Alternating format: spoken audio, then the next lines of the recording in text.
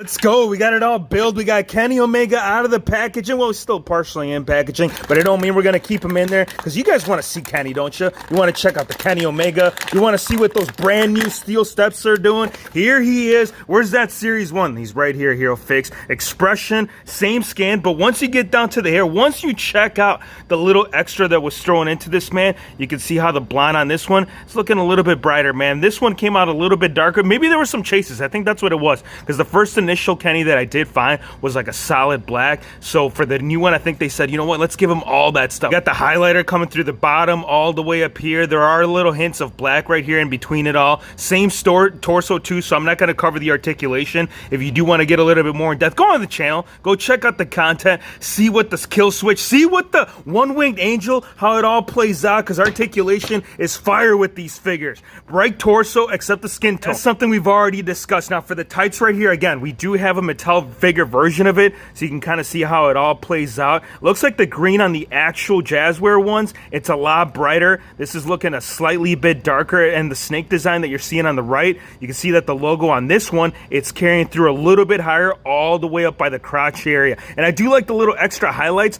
how you can see around the whole design, how it's kind of like accenting and making it stand out from what it normally does. You got the Kenny Omega logo going on right there on the back, and then on the right side, it's going to be almost the same thing that we did did see on the right, except it's going to be a lot less snakes going on right there. Knee pads right there. We got the close, but you still get that full articulation. None of that is taken away from it. It's good because I know sometimes that's one of the biggest problems when it comes to the Mattel figures. Once you do get into the close style, it just kind of takes away a little bit from it. So overall, a great looking Kenny Omega figure. Very glad to have this attire. I mean, you already know I'm a fanboy of it. They didn't include the chest plate, but that's all good, man. Maybe one thing we could do. Now, this is magnet. Oh, it works. You know what? We'll check it out a little bit later on because we got to get into the ring, dude. We got to see what the steel steps, how this two-piece set, how it's going to compare to the original real deal from the very first go-around. Of course, not from AEW, but for the WWE line right there. So it looks like not just on the figures themselves, but even on the accessories, they're going a little bit lighter than how they normally are. I feel like this is more accurate, like the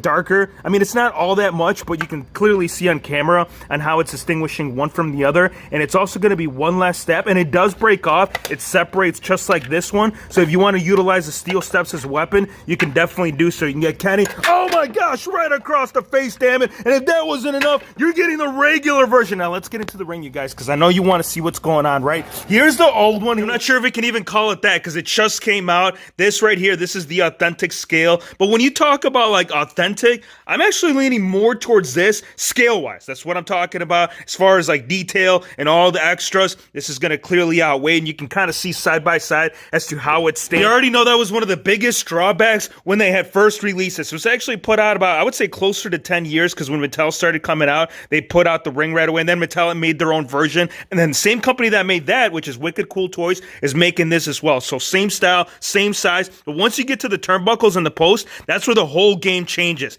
WWE, they kind of have them smaller, more compact. AEW, they like to do everything big. These are a lot wider, a lot easier to put on too. If you guys saw the building process, you can kind of see what it all took to put this together. I mean, they snapped on. This was more of a fight. I had to fight every single one. You had to pre-fold it. You had to mess around. The rubber was a lot harder, so definitely some improvements. But the drawback is going to be the way how the turnbuckle meets the post. What do I mean by that is if you look at this one, how it all comes together, like this little plastic piece right here, it's a lot wider. You can see that there's a lot more firmness, more structure to the actual hook. This kind of had me like on the sketchy feel because when I was putting it around, I kind of felt like this part right here, this little plastic piece, it felt very brittle. So do be careful. Don't go aggressive with it. I'm sure they'll eventually end up changing aprons, so there'll be like an upgrade on Ringside Collectibles where they do that because that's how it was with this one. First, it was like the Raw ring, and then they said, you guys want some classic? You want Raw as well? You want WCW, Nitro, ECW? That's what they did, and I can actually see it playing out. That's where the concern comes into play because if you're constantly having to disassemble it to put on different aprons, these, yeah, they're bound to give up. Now, as far as the side of the apron, as we mentioned right there in the packaging, we got the TNT on the outside of the logo, the AEW right there centered, and it's going to be matching on all four corners. And if you are curious, I'll go ahead and show you. Now, the mat, it is a little bit darker. Like one thing I ended up doing with mine, it was actually similar to how you're seeing it right here, except I put a different top on mine. Anytime you're doing like figure photography,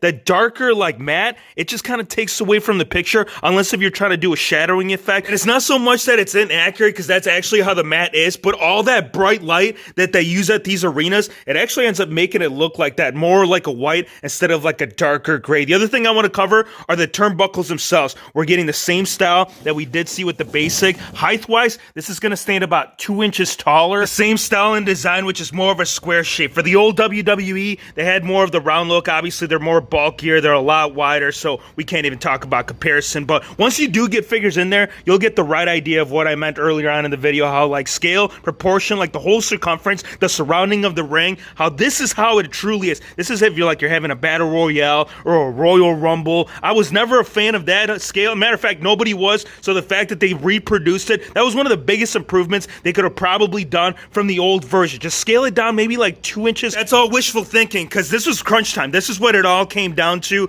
AEW, they were quickly looking for a toy company to put out their product. Jazzwares and Wicked Cool Toys, they joined forces, and I think that's what it was, man. And maybe like a year or two from now, they'll eventually scale it down appropriately, kind of like how we saw with the Mattel, but again, it's only wishful thinking. The other thing, too, that I want to talk about, improvement-wise, is how they did it. Like, originally, when this ring was put out, the actual mat of it, the only way that this was held down, like the mat, was by these little clips. Eventually, they got away from it, and they ended up utilizing the corner of the turnbuckle to bring it together, and it's still kind of a flaw, because if you look at all the wrinkles and the ring itself, yes, I know we were smashing Kenny Omega with like steel steps. I get it, but even when you do get it out, look at this, man. It's got to be something they got to figure out one more way or one more method that you could combine the two, like the old version with the clips and also using this style right here of how they did it. But again, some little stuff. At the same time, I got to say I'm pretty pleased. The building construction, identical. The bottom of the frame, that's how it comes together. Bringing these three clips, one in the middle, one up top, one down here at the bottom, and then all legs inserted. That's how you get it going. Now, ranking, I'm going to feel pretty comfortable by giving this a solid 8.3. And the reason why is because it's almost the same thing as the first original release that we saw. Obviously, the changes, they were done right. We got to get the right apron. We got to get the correct turnbuckles. The posts, they had to be changed. So they made all those little changes, but I think scale, if you're going to throw the name Authentic, just make sure that everything is reflected. Another little bonus I want to bring up, apart from the Kenny Omega, I'm very thankful that we did get this. Give us an exclusive attire that'll give it more of an urge and more of a craving to want to get this picked up, is the turnbuckles. If you saw the building, I messed up halfway through, man. I was putting all the AEW logos because when I was building this, I'm like, all right, they're all going to be identical. They're all going to be the same. No, they said, let's throw in the little TNT logo, just the way that you see it on TV. Don't do the same mistake that I did. Don't go ahead and start putting all these exact same way that we did it, and then you're going to have to read them. Don't do that, man. This is why you're watching the video. This is why you're stopping by. And if you are stopping by, if you're joining this channel right here for the very first time, talk to the WHF fam. Let them know AEW, WWE, this is what we're doing. Give me your thoughts. Let me know how you guys feel about it. Do you think the Kenny Omega was the right choice? Do you feel like they could have gone with a different character from Series 1? What do you guys think about the scale, the height, everything? Overall, pretty good rank. I want to thank you guys for watching. Be sure to hit the subscribe button if you're new to the channel, and we'll see you on the next one. Yeah!